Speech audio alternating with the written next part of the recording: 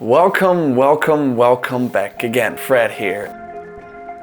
In this video, we are gonna talk about a book called Digital Minimalism from Cal Newport, and I'm still reading it, and it's absolutely amazing because it's kind of an experiment, so I want to talk to you about this experiment. But before I get into this video, I just want to ask you to please follow me on Goodreads. The link is in the description down below. You can find it easily. On Goodreads is really where I share what I read, I can see what you guys read, and we are all together having a reading challenge for 2022 and trying to get there. It's a great source for inspiration for new books, see what people like, what they don't like. If you're interested in what Bill Gates is reading, you can all find it there. So that's really why I recommend you using Goodreads. I'm not sponsored by Goodreads, unfortunately, but I really think it's a great way to get inspired for new books, for new kind of genres that you haven't really seen before. It's very easy to have everything in one place together. It's very organized, so that's why I like it. All right, let's get back into the video. This book, Digital Minimalism, as you can tell, it already says a little bit about it. The subtitle is Choosing a Focused Life in a Noisy World. So what does it really mean? What does it entail, this book? And that's where it gets super interesting. So it has 3 parts, and the first part is all about explaining the experiment. Cal Newport has done its experiment at one time in 1 month with 1,600 people. What they basically did was 3 things. Number 1. You are gonna do the digital declutter.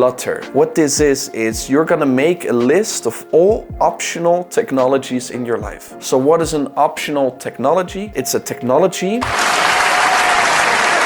that you are using, but the removal would not hurt your personal or professional life. And in this case, Facebook is not something that would really hurt your personal, professional life unless you have, for example, a business on Facebook or on Instagram. You know, if you cut it loose, of course, you lose your income, then of course it's something else. For example, for me, Instagram is definitely an optional technology. I would only use it to promote YouTube videos, but other than that, it's kind of an optional technology for me. That's also what Cal Newport explains, but I will get to that later on. Let's first get to step 2. Step 2 of this experiment is for a 1 month, you are gonna try something completely new. You're gonna say, okay, all the list of all optional technologies that I made, gone. For 1 month. It's absolutely gone. You're not allowed to touch it, you're not allowed to check it, you're not even allowed to basically think about it. And it's gonna take normally 1 to 2 weeks before you get adjusted to it. For example, the author gave one example of a girl who was so used to checking her phone all the time for messages that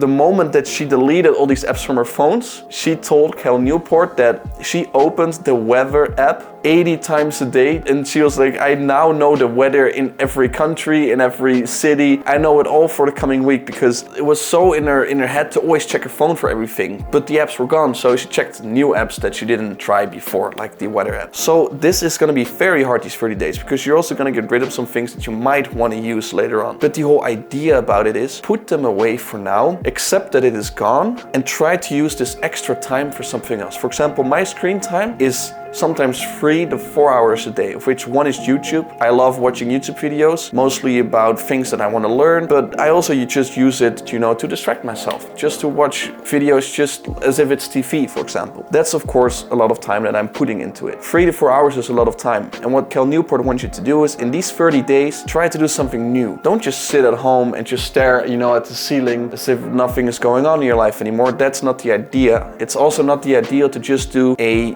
detox, social media detox for a month, because what's going to happen afterwards is you're going to go back into the same rhythm, into the same habits that you were used to, and that's not the point. The point here is you're going to try to replace something with something else. So in this case, for example, if you think that Instagram is the way to go for you in life because you have an aunt, you have an uncle, and they just got a baby, and for you that's the way, you know, to easily reconnect with them, to see their baby pictures and everything, that's very nice, right? But then you gotta ask yourself, is this the best way for me to stay informed? Maybe it is. Maybe you have 10, 20 people in the scenario and you can all easily follow them on Instagram. Maybe that's the case. Maybe then it's justified. However, I would say in 99% of the cases, you would actually save time by not having Instagram, by just giving them a call, or by actually visiting them once a week. You'll probably save time by not using the screen time and actually having a human interaction. That's the whole philosophy behind digital minimalism. And then three,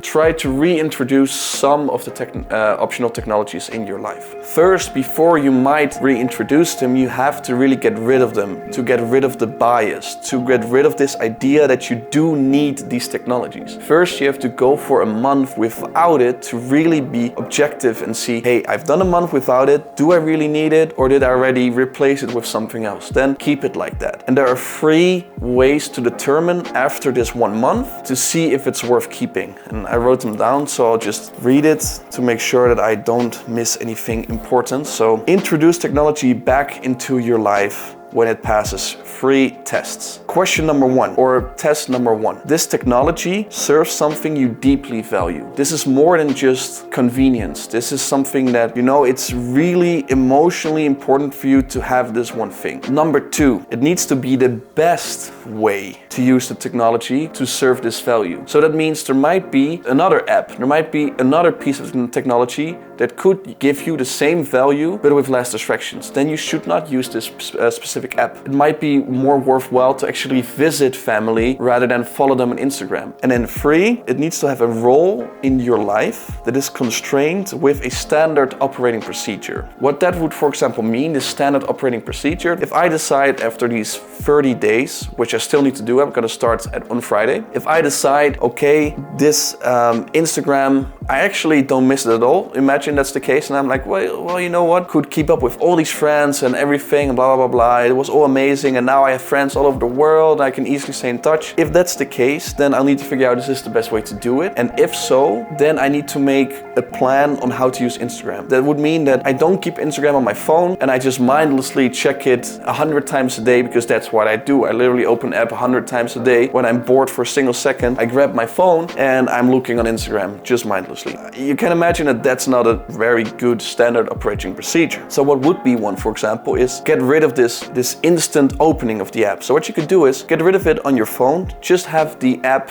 on your browser, and just when you're home, open it and check it out. Because that way you will not open it 100 times a day. Maybe in this way, you can use the technology in a better way that better fits or better suits your deep values. That's what digital minimalism is about. It's not about just getting rid of all technology because technology is the root of all evil. That's not the case. I also think that technology is amazing, and I'm even a little bit skeptic about what this month is going to do for me. Also in maybe even rebuilding my life. I'm not sure what that's going to look like, but I'm really willing to try this out and just see for a month what it's gonna look like. I actually think it's gonna be super hard, because if I don't do this, I have to do a lot of other stuff, which also will put me a lot out of my comfort zone. Because for me, it's very easy to just relax at home, text a few friends, and that's it, you know. But now if I'm at home and I have nothing to do, I have to call friends, you know, meet them in the city, go outside, go away. You know, that's also effort. It's also time and everything. So I'm quite curious how this is gonna look. But again, we are here to experiment, try new things, and I think this could be a very promising thing. And if it's not, then I also learned something, and I figured out, you know, my life is great as it is right now, and I don't want to change anything. So there's only something to be gained from this experiment. And then afterwards, I make a new video about what my experiences were and what I thought. So again, thank you all so much for watching. Please don't forget to like the video, subscribe, hit the bell button if you haven't done it already, which I'm sure none of you have. So go ahead and do it. Click that bell, edit it in, okay? Do it! Just do it! Yes, perfect. I really hope you enjoyed it. Please leave a comment as well. I really appreciate all of you, and I think this is gonna be a super interesting experiment. As always, stay positive, be happy, Fred out.